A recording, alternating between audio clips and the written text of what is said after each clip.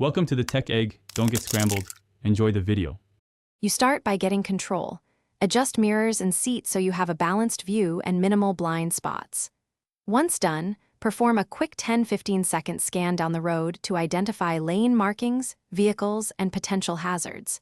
Make sure to pick a target lane and a practical speed within the flow, not the limit only. Matching traffic keeps you predictable. From here, commit to small steering inputs and steady throttle so you can hold the lane without overcorrecting. You should focus on how you steer and where you look.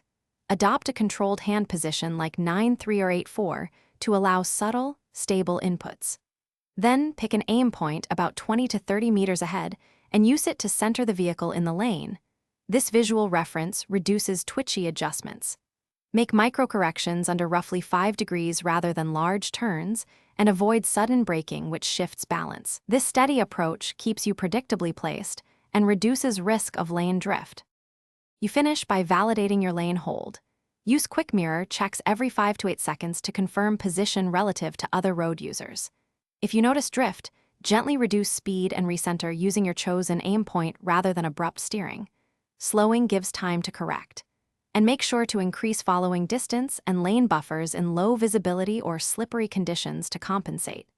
If problems persist, pull over safely, reset your seating and mirrors, then resume when stable. Thanks for watching. Consider subscribing if I helped unscramble your problems.